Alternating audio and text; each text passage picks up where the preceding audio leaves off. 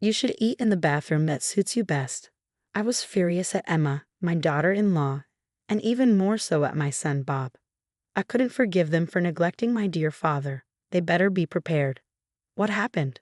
The usual stuff, but this time I couldn't overlook Bob and Emma's behavior any longer. I decided to fight back. My name is Catherine, and I'm 60 years old. My family includes my 80-year-old father and my 40-year-old son, Bob. Originally, Bob lived with my husband and me, but after my mother's passing, my father was left alone. We decided Bob should move in with him, which was comforting since that house was where I spent my childhood. However, the distance between my current home and my father's made frequent visits challenging.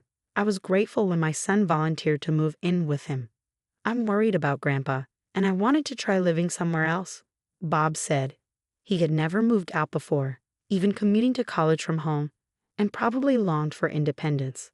"Thank you, please take care of Grandpa." I entrusted my father to my son.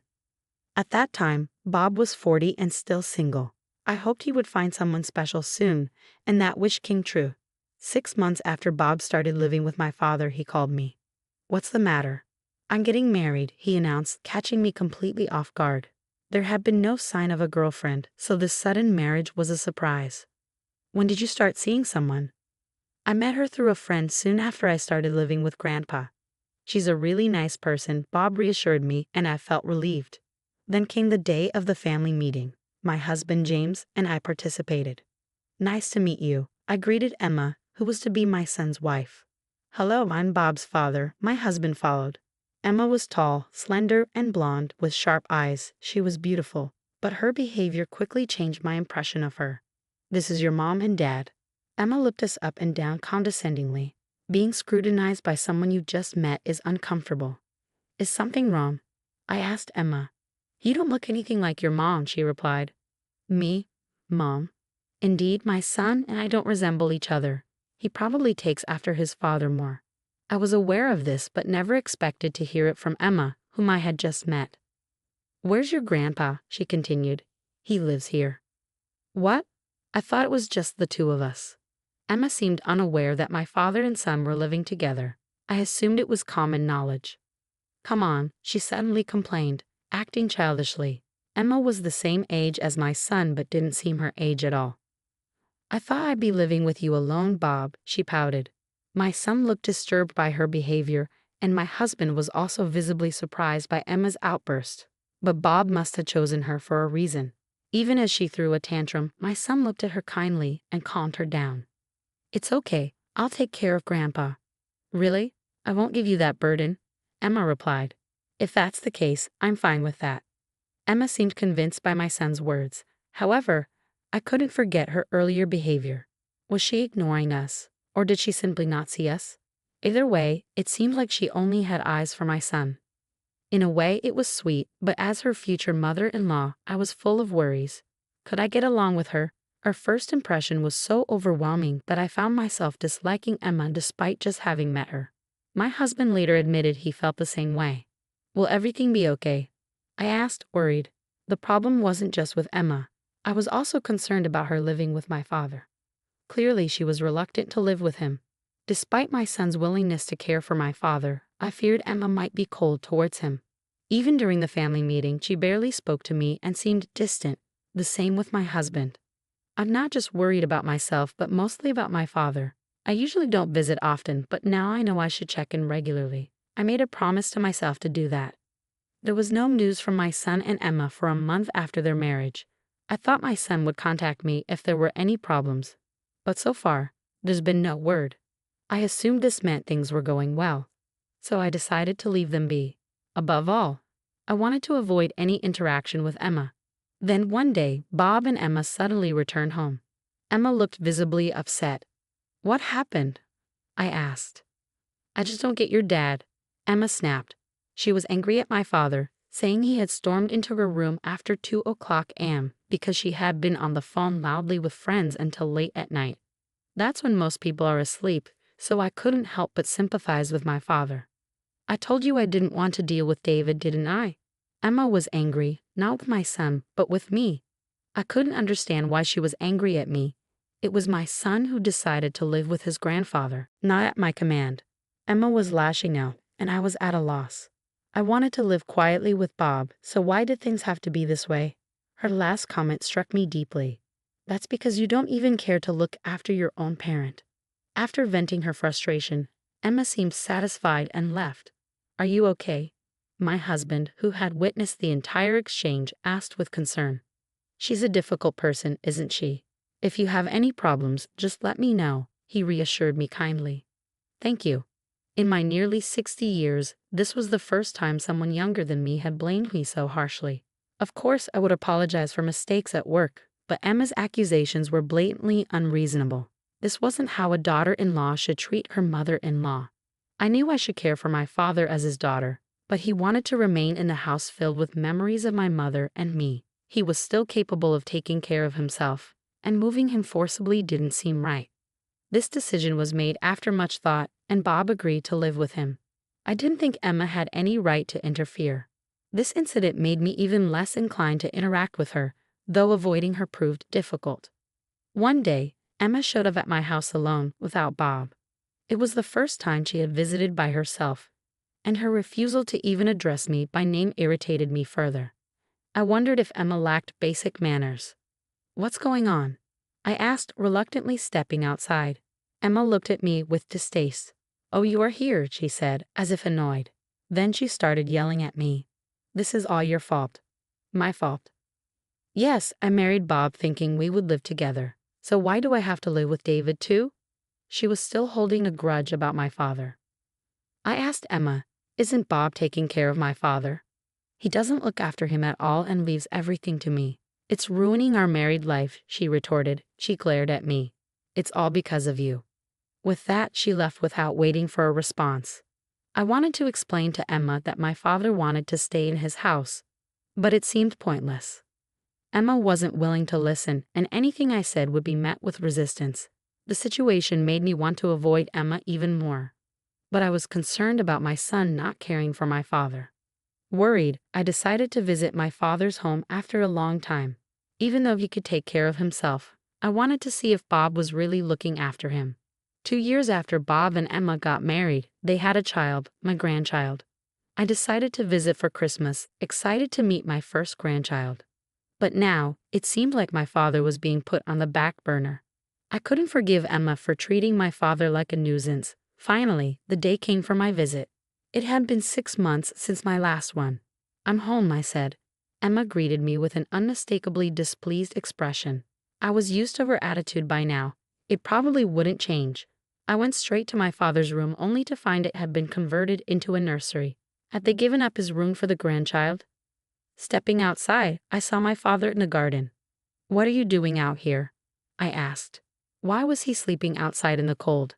Emma then brought some food. Here's today's portion. Eat in the bathroom, as usual. I was shocked by her words. Why was my father eating in the bathroom? It's the usual thing, my father answered. Emma was treating him terribly. He had to eat in the bathroom and sleep outside. It was as if he wasn't even considered a person. I was also angry at my son for not speaking up. If this was the usual treatment, it meant my son was also failing him. This was unforgivable. I decided to confront both my son and Emma. I tried to persuade my father to move in with us, but he shook his head. This house has memories, he said. I expected this but insisted he should come live with us. It's not good to stay here anymore. Come live with us. I will never make you feel this way again, I said. It took time, but eventually my father agreed.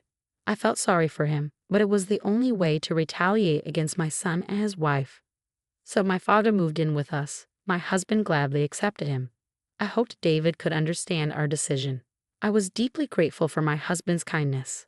When I told my son and Emma about my father moving in with us, they responded with indifference.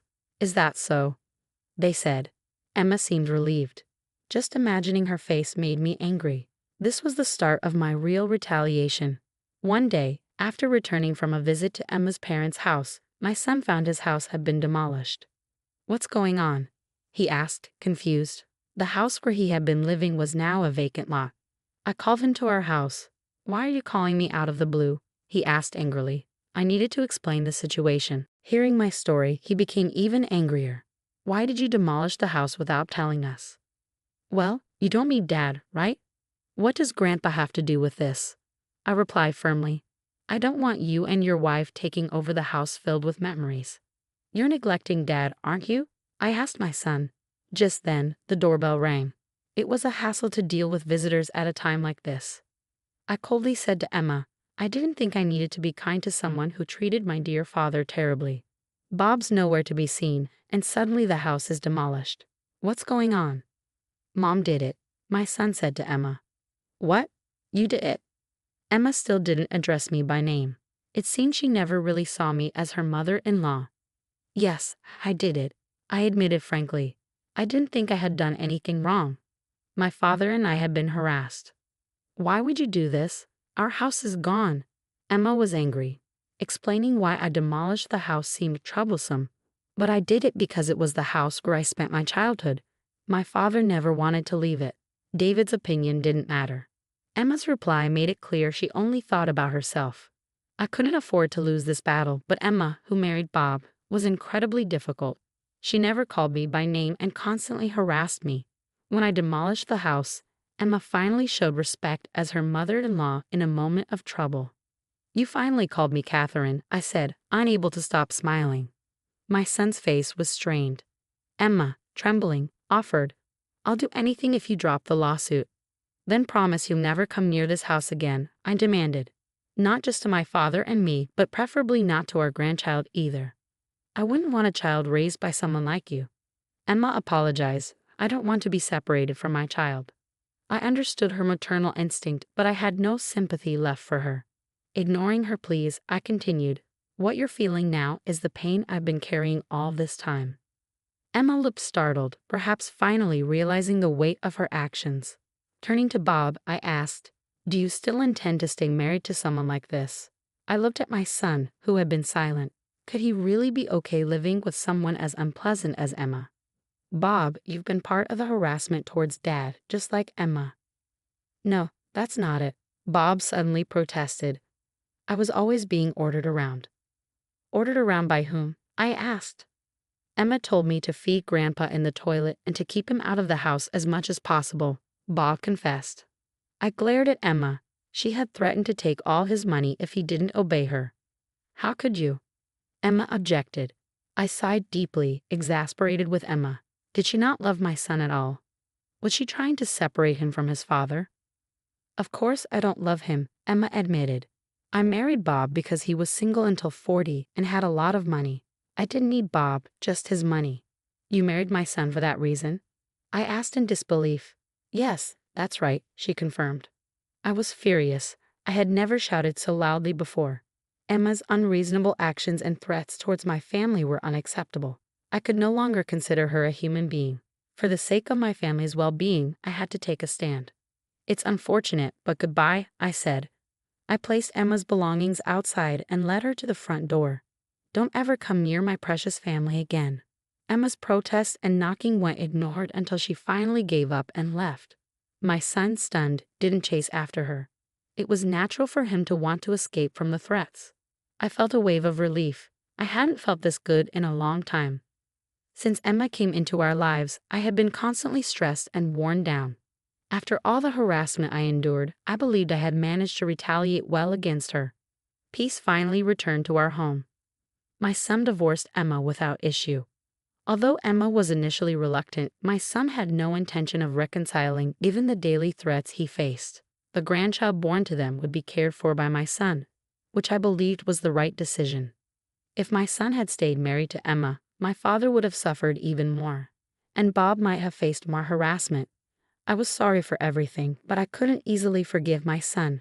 He had failed in his responsibility to care for my father and should have consulted me if there were any problems, rather than simply obeying Emma's orders. It seemed unlikely we could live together again. I wanted my son to be independent and not return home. Living at home until 40 may have made him too dependent. I hoped he would learn to live on his own and fulfill his responsibilities as a parent. I understand, he said, taking his child and leaving our house. This was for the best. My father quickly settled into our home and seemed more at peace than he had been at the old house. Seeing him adjust so well made me very happy. Being with family truly makes any house a home. I felt deeply relieved that we could live together peacefully, and I hoped our family would continue to thrive harmoniously.